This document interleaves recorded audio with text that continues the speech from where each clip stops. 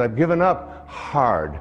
I've given up being rigid and substituted it for being supple, for being flexible, for living a life in which I don't have to always be so fierce. Listen to this verse of the Tao Te Ching. It's one of my all-time favorites, verse number 76.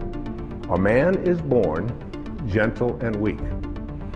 At his death, he becomes hard and stiff.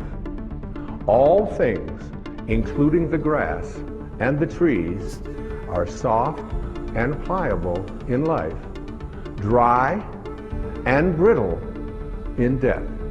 Stiffness is thus a companion in death. Flexibility is a companion in life. And it's not just for how you exercise, it's how you think, how you think. In front of my place on Maui, there is a beautiful set of 11 or 12 palm trees. And these are like 30, 40, 50 feet tall. They've been there for, I don't know how long, decades. And when the winds come and when the storms come, the storms will blow them over. There they are, watch. And there's just these amazing elastic things. I learned so much from these things. I go out there, when I wrote the essay in the book on the verse 73, I just went out there with the palm trees and I would just commune with these palm trees, and they go all the way up and then they come all the way back. That's a symbol for how we need to think in our own lives. In verse 73 it says, "It is heaven's way to conquer without striving. It does not ask, yet it is supplied with all that it needs. It does not hurry, yet it completes everything on time." One of my favorite lines from the Tao, one of my favorite beliefs from the Tao is this, that you're doing nothing. All of you, you're doing nothing.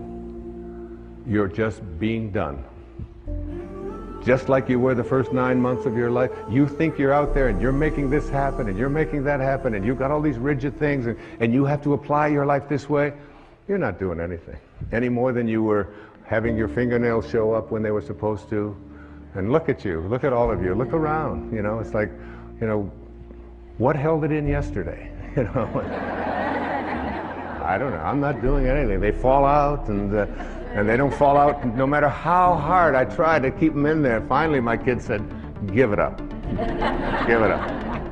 So I was over in England and they told me that I couldn't take my shampoo bottles on the plane. And there's nothing you can do about it. I said, "Yes, there is. I'll just shave my head." I no longer need shampoo.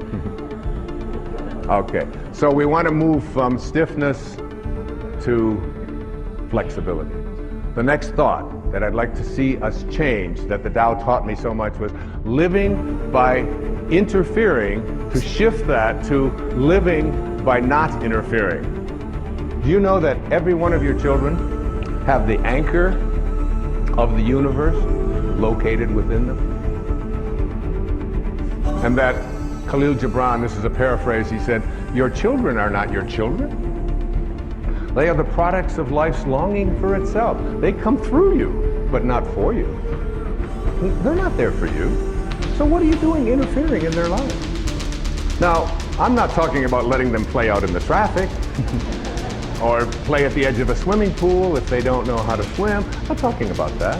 I'm talking about, I called this when I was working on this and living this and practicing this for that full year of 2006, the bite your tongue, zip your lip verses of the Tao.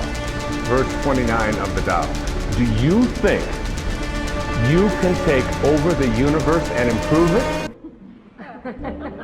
I do not believe it can be done. Everything under heaven is a sacred vessel and cannot be controlled. Trying to control leads to ruin. Trying to grasp, we lose. Allow your life to unfold naturally. Allow other people's lives to unfold naturally as well. We have parents, I see them a lot, they're called helicopter parents. Because they're always hovering. They're hovering over their kids, and they're telling them what to do and what not to do. And my son came over from England, my son Shane, and he was going to get ready to go to college, in America. And my wife said to me, so you're going to take him and show him about registration, right? I said, oh yeah, I'll be doing that. She said, well, make sure that you help him because he doesn't have any idea how to register at the school, this great big school with thousands of people. I said, yeah, and I do, right? I would know how to register kids at school, you know? And so Shane got in the car, and I said, it's all going to be fine. You'll all be fine. And we drive over to the campus, and I drop him off, and I have my tennis racket in the back. And he said, where are you going? I said, well, I'm a prophet. I said, I get paid by the thought. And, I have a tennis match, and then I have to walk on the beach so that I get paid by the thought. He said, but what about the registration? I said, well, the registration, I said, you'll do a lot like I did when I learned to register. He said, well, what do you mean? I said, you'll just go up to the people and say, where is registration? And they'll say, it's over there where all of those people are all lined up. Because I remember those days in a college of 40,000 students or so, finding out how to register. Tracy, did I take you to register, honey? No. So he said, you mean you just go? I said, yeah, you just go. I said, you want daddy to walk with you over and take you through graduate? You're 18 years old and you want daddy to register you? He said, oh, no, I wouldn't want that.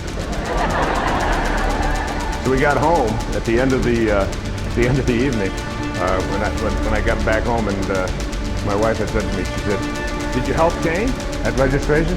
Oh, I said, I gave him so much help. Probably the most help he ever had in his life. I taught him how to do things for himself, and so that I wouldn't have to be interfering and hovering over and figuring it all out for them. My children know that when their science project comes up, that I'm there for consultation. But I passed science. I got through that myself. And you'll be doing your own science project. If I can help you, I'll be happy to help you, but I'm not going to be getting the glue and figuring out how to make a time clock and all of that. I said, you know, just look at a clock. That's how you tell time for me, whatever it might be. And it's not an uncaring, and it's not a callous attitude at all. It's an awareness that your children have the anchor of the universe located within them. That's what Lao Tzu said. Now, my dear friend, who I love so much, she's right here in the audience, Carrie, right there, Carrie Evans from Maui. She has two beautiful little daughters. And she asked me if I would watch them one afternoon when my grandson, Carter, was visiting. I said, I'd be happy to watch them. She said, but you don't understand. I mean, they're gonna do this and they're gonna do that. I said, you just go off, and she was studying for an exam. I said, you go study, do whatever you have to do. I can handle 3 little kids out at the swimming pool for 3 or 4 hours. I can handle that.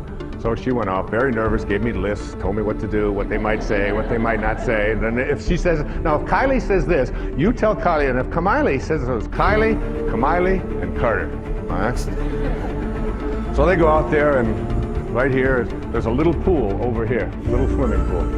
And I watch them over in the swimming pool, and Kylie takes the water and splashes my grandson, Carter, and splashes Kamiley, and Kamiley comes over to me and runs over within 2 minutes. Says, Kylie splashed me. Now, of course, I'm working on the dock. Non-interference. And I said, splashing, honey, is in the way of things. When you're near water, splashing will take place. She said, yeah, but she splashed me. I said, you'll probably work this out. We'll all be fine. She stood there for the longest time with her little lips and so on, and finally she realized she wasn't getting anywhere with me. She went back. Before you know it, one of them had taken, now Kylie and Kamiley are teaming up against Carter. And they pushed him under or whatever. Now one of them is 5, and one of them is 4, and one of them is 7 or 8. And Carter comes running over as fast as he can, runs over. He calls me Bampa. I'm Grandpa. Bampa. Bampa, Bampa, Miley pushed me under the water. I said, Carter,